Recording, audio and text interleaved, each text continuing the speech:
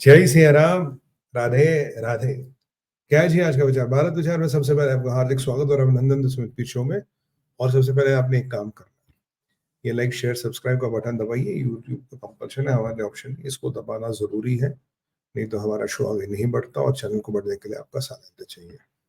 आते हैं आज के विषय पे। आज का हमारा विषय क्या है? एक इंपॉर्टेंट चीज है, कड़ी मिली है कश्मीर में, जिसमें टीआरएफ, एलईटी, फारूक, पाकिस्तान के बारे में कुछ तथ्य और कुछ सत्य सामने आए हैं। अब ये क्या है और इनकी कड़ियां कहाँ से जुड़ती है, हम समझने का प्रयास करेंगे। पहले जरा हम आपको इससे मिलाते हैं। आप जानते हैं, पहले उसमें जाने से पहले आप जानते हैं कि कश्मीर में जब से नेशनल कॉन्फ्रेंस की सरकार बनी है, कश्मीर में एनकाउंटर्स बढ़े हैं। Suddenly there is a rise in the encounters. तो सिक्योरिटी फोर्सेस पे हमले की बात हो रही है, वो नॉन कश्मीरी लेबरर्स पे हम कंपनी की बात हो रही है, वो डेवलपमेंट प्रोजेक्ट्स पे हमले की बात हो रही है, बढ़ते जा रहे हैं और ये भयंकर तरीके से बढ़ रहे हैं। और अगर आप इनमें देखेंगे, इनमें एक ट्रेंड है। आज एक एनकाउंटर होता है खानियार में। अब खानियार कहाँ जी? Khanyar is in the heart of the city, old city जिसे कहते हैं। उसमें खानियार कुछ साल पहले सुर्खियों में आया था, जब आपको याद होगा वो कश्मीरी पंडित बेचारा दीपक जो टीचर था, उसकी इन आतंकवादियों ने इसके स्कूल में घुस के हत्या की थी। वो बेचारा खानियार में टीचिंग करता था।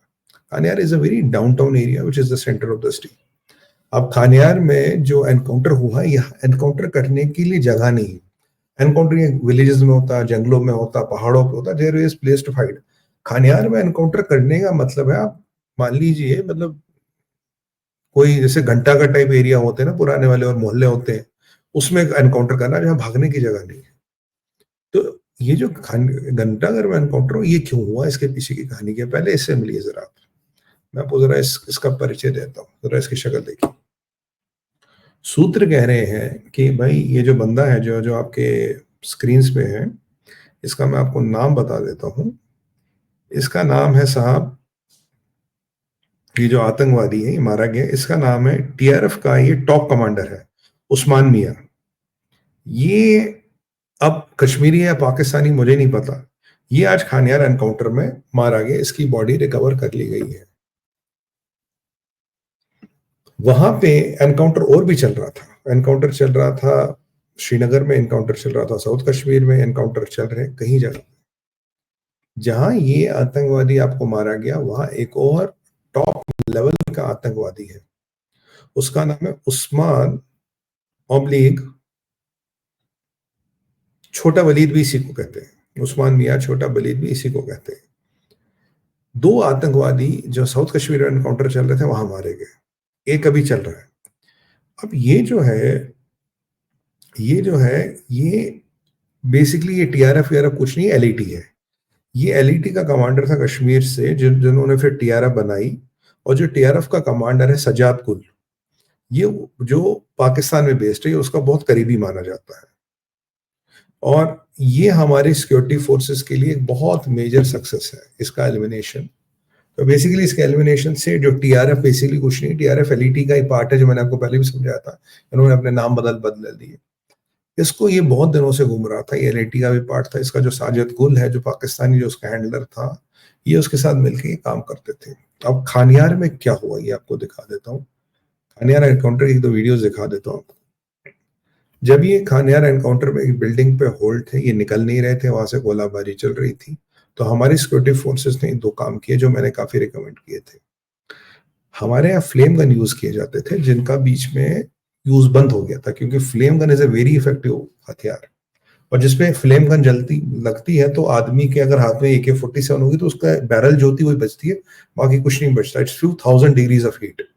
उस फ्लेम गन को यूज किया जा रहा था, और उससे क्या होता है, इन आतंकवादियों को जन्नत नहीं मिलती, ये जल के खाक हो जाते हैं। अगर फ्लेम गन के चपेट में आ गई, विल बी बर्न डाउन। वो फ्लेम गन्स और बजूका, बजूका आप जानते हैं ना, रॉकेट लॉन्चर, उसका यूज किया गया। जरा ये आपको एक छोटा सा वीडियो दिखाता हूँ। हमारे सबसे पहले तो हमारी सुरक्षा बलों को बहुत बहुत बधाई। ये जहादी मोस्ट वांटेड था। ये जहादी पाकिस्तान के साथ इसके तार जुड़े थे। 99% ये पाकिस्तानी है, जो मेरा आकलन कहता है। और इसका एलिमिनेशन बहुत बड़ा एक इंपॉर्टेंट स्टेप आपने के लिए। ये देखिए हमारे सिक्योरिटी फोर्सेस तैयारी करते हैं। पता है ना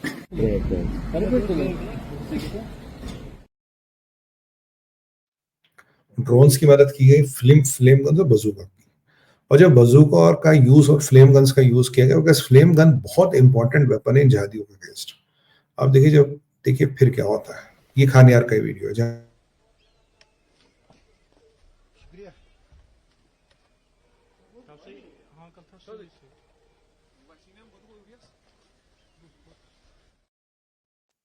वो जो मकान थे जहां ये मारा गया उनको भी ध्वस्त किया गया है। यहां तक तो बात समझ आती है, पर स्टोरी में एक थोड़ा ट्विस्ट है। जब ये एनकाउंटर चल रहा था, जब ये चीजें आ रही थी, इसके पाकिस्तानी होने के, देखिए जब बॉडी रिकवर हुई तभी पता लगा भाई गोली कौन चला रहा है। जब गोली चला रहा है, गोली पे नाम तो लिखा नहीं है। एक बीच में ये न्यूज आई, जरा ये न्यूज देखिए। ये श्रीमान फारूक अब्दुल्ला जी कह रहे हैं terrorist should not be killed, they should be caught and asked who is behind them, we should check if there is a agency who is trying to destabilise Omar Abdullah, Farooq Abdullah. ये आपने देखे, ये जरा स्टेटमेंट एचटी में आया। तो मैं उनसे पूछना चाहता हूँ, ये एजेंसी तो पाकिस्तान है, ये एजेंसी आईएसआई है, ये पाकिस्तानी है। तो यहां आपको देखना समझना और जानना क्या उमर साहब, फरूक साहब, क्या देखना समझना और जानना है? यू नो देश पाकिस्तानी आईएसआई, ये वही पाकिस्तान है जिससे आप बातचीत करने की बात करते हैं। ये वही पाकिस्तान है जो कहते हैं हम चाइना के की मदद लेने जाएंगे। तो आज ये वैली में खतरनाक ट्रेंड चलना शुरू हो गया है कि आतंकवादियों को जिंदा पकड़ो मारो मत। उनसे पता लगेंगे इसके पीछे कौन है। पीछे कौन है? एलईटी है, पाकिस्तान है, आईएसआई है। मतलब क्या शासन प्रशासन में इतने साल रहने के बाद आप आपको मरा हुआ आतंकवादी या जिंदा आतंकवादी ये बोलेगा कि पीछे कौन है? याद कीजिएगा, IC-814 जब हुआ था तब भी हमने मसूद अजहर को पकड़ने की गलती की थी, जिंदा पकड़ने की, राइट। आज इसराइल ने इतने लोग मार दिए, हसन नसरुल्लाह, ये जितने भी है, क्या नाम, मोहम्मद दैफ, ये जो भी नसरुल्लाह का सक्सेसर है, इस्माइल हनिया। बट एक बार इसराइल से भी गलती हुई थी। उन्होंने खालिद मशैल को पकड़ने की कोशिश की, उसकी बेटी आ गई, उन्होंने कहा यार बेटी को कुछ ना हो जाए, उन्होंने खालिद मशैल को नहीं पकड़ा। उनके 10-15 एजेंट मारे गए और 2 को तो जॉर्डन में पब्लिक एग्जीक्यूशन किया गया। मैं ये कहना चाहता हूं कि IC-814 रिपीट तभी होगा, या जो इसराइल के मोसाड के एजेंट्स के साथ वो तभी होगा जब आप इन लोगों को जिंदा पकड़ने की कोशिश करोगे। इनमें से, आप में से जो भी ब्रॉडकास्ट देखेंगे, आप में से कितनों को ये पता नहीं है कि पाकिस्तान की LND की है, और ये जो हमारे सिक्योरिटी फोर्सेस पे गोली चला रहे हैं, तो इसमें पकड़ने पकड़ाने वाला क्या बात है, इसमें समझने समझाने वाला क्या बात है? जैसे इस आतंकवादी की बात करें, भाई ये है उस्मान छोटा वलीद, है ये पाकिस्तानी, ठीक है जी। ये आज मारा गया special operation group of J&K police और सिक्योरिटी फोर्सेस के साथ एनकाउंटर में कश्मीर में Khanyar heart of the city है, ठीक है जी। ये सबसे ज्यादा वांटेड टेररिस्ट अभी है कश्मीर में, TRF के परिप्रेक्ष्य देखें, LAT के परिप्रेक्ष्य देखें, राइट। और जो TRF का कमांडर है सजाद गुल, ये उसके साथ इसके काफी अच्छे संबंध है। अभी सजाद गुल अभी कश्मीर में, पाकिस्तान में इसकी पुष्टि तो नहीं कर सकते, जो अभी माना जाता है पाकिस्तान बेस्ड है। ये J&K में LET को और TRF को एक जॉइंट झटका लगा है, राइट। और आपने देखा हमारे बहादुर सिपाहियों ने जान की बाजी लगा के पिछले दिनों में जहादियों को कैसे एनकाउंटर किया। तो ये जो नया प्रकरण चला है, जिंदा पकड़ो, मैं ये पूछना चाहता हूँ भारत विचार के माध्यम से, जिंदा क्यों पकड़ो? आतंकवादी से आपको क्या पूछना? पाकिस्तानी और जिनका जब इंफॉर्मेशन इतनी मुझे पता है, आपको तो मेरे से 100 गुना ज्यादा इंफॉर्मेशन होगी। मतलब what is this business of catching them alive? मैं निवेदन ये कहूंगा सिक्योरिटी फोर्सेस से, अगर आप उनको जिंदा पकड़ने की कोशिश करेंगे, IC-814 फिर होगा, फिर अप्रिय घटनाएं होगी, फिर हाईजैकिंग्स हो सकती है, और casualties on security forces and J&K police can increase. इसीलिए राष्ट्रीय सुरक्षा के परिप्रेक्ष्य में इनको जिंदा पकड़ने की कोई जरूरत नहीं, इनको जेलों में बिरयानी खिलाने की कोई जरूरत नहीं।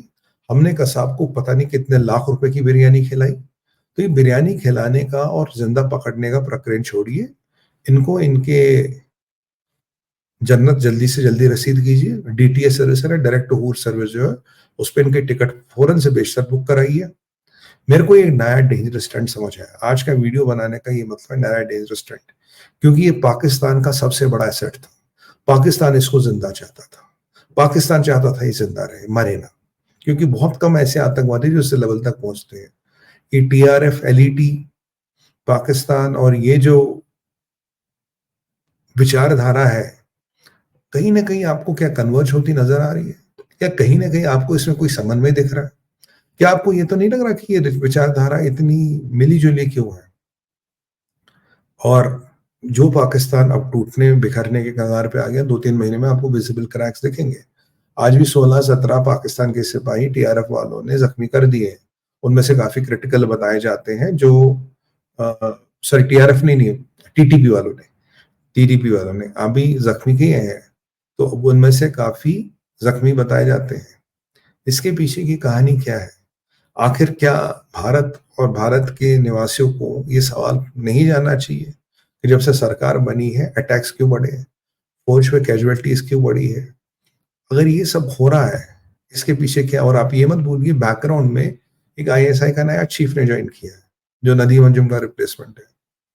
अगर आप सारी कड़ियों को जोड़े और जो दुनिया भर में हो रहा है, मुझे ये विस्मित करने वाले तथ्य लगते हैं, और मुझे लगता है कि हमें सरफेस को देके इन्फ्लुएंस नहीं ड्रॉ करना चाहिए, बल्कि सतह के नीचे जाएंगे। When you go below the surface there are lot of hidden answers which are there, उनको समझने का प्रयास करना चाहिए हो क्या रहा है। I don't think it is all logical. I don't think it is all normal. It is much more what I can see. और जो कल परसों एक और एनकाउंटर हुआ सब कश्मीर में, वहां जो आतंकवादी मारा गया वो तो पाकिस्तानी फौज के सिपाही है। उसके वीडियो, उसके फोटो आज आप सोशल मीडिया पर देख सकते हो। तो जो पाकिस्तान खुलेआम अपने सिपाहियों को आतंकवादी बना के भेज रहा है, और जो आज का ये उस्मान है, हो सकता है ये भी पाकिस्तान फौज का सिपाही, अभी इसकी पुष्टि नहीं हुई है। तो एक नया डायमेंशन पाकिस्तान आतंकवाद का आया हुआ। काफी लोग तो ये भी कहते थे बुरहान वानी को क्यों मारा, सब्जार भट्ट को क्यों मारा, उनको जिंदा क्यों नहीं रह रहे। काफी लोग कहते हैं याकूब मेमन को क्यों मारा, काफी लोग कहते हैं कि अफजल गुरु को क्यों मारा। ये अब आतंकवादियों को जिंदा रखने का क्या नया नाटक शुरू हो रहा है? ये आतंकवादियों की जान बचाने का कौन सा नया षड्यंत्र शुरू हो रहा है? ये बहुत ज्वलंत विषय जो मैं आपके सामने रख रहा हूँ आज। It is more important than any geopolitical issue today because, और खानियार में एनकाउंटर करने का मतलब क्या? खानियार में एनकाउंटर नहीं होता, आपने सालों से जगह का नाम नहीं देखा होगा, because it's a one way ticket. मुझे लगता है हमारी सिक्योरिटी फोर्सेस को कुछ इंटेल था, उन्होंने इसको कॉर्डन ऑफ किया तो इसने फायरिंग की होगी, और सब चीजें डू नॉट एड अप। क्या हो रहा है, क्या कोशिशें की जा रही है, क्या होने वाला है, विचार जरूर करना पड़ेगा। यही था आज का विचार भारत विचार में, मैं आपसे आगे लेना चाहूंगा। और जो जाने से पहले आप जानते हैं मेरा निवेदन क्या होता है, लाइक शेयर सब्सक्राइब करिएगा, बेल आइकन को दबाना नहीं भूलना सर, अपने कमेंट डालने नहीं भूलने हैं, और जरा समझना है, सोचना हो क्या रहा है, ये रिश्ता क्या कहलाता है, ये विचारधारा क्या जताती है, क्या बताती है, या क्या छुपाती है। कुछ भी हो सकता है, हमें नहीं पता, बट एक पब्लिक फोरम में बात तो रखनी पड़ेगी ताकि हमारे भाई बहन इस पर सोचे तो सही। बाकी जो मेरी एडवाइजरी से जुड़ना चाहते हैं उनके लिए एक छोटा सा वीडियो देखिए। Friends, welcome to Sumit Pir advisory. ये एक यूनिक इनिशिएटिव है जहां आप और मैं मिलके आपकी कोई भी समस्या हो, life, business, personal, professional, career, we work together and try to find solutions, practical solutions to complex problems, and you can be anywhere in the world. Zoom के माध्यम से हम जुड़ते हैं, ये पर्सनल है, एक्सक्लूसिव है, और जब हम इस प्रॉब्लम सॉल्विंग के सफर पे चलेंगे, मेरा हेल्प और मेरी मेंटरिंग हमेशा आपके साथ रहेगी, और तब तक रहेगी जब तक हम प्रॉब्लम्स का समाधान नहीं ढूंढते। आइए जुड़ते हैं sumitpir.com के माध्यम से, जहां आपको सारी इंफॉर्मेशन मिलती है। नमस्कार। सीधे sumitpir.com पे ईमेल आईडी पे, व्हाट्सएप नंबर पे आप ईमेल लिख सकते हैं, व्हाट्सएप आप केवल टेक्स्ट करें, बाकी मेरी टीम आपके साथ जुड़ेगी। यही था आज का विचार भारत विचार में, आपसे मिलते रहेंगे। कुछ इंपॉर्टेंट हो तो लाइव जरूर आऊंगा। लाइक शेयर सब्सक्राइब करना ना भूलिएगा। भारत माता की जय, वंदे मातरम, और हर हर हर महादेव।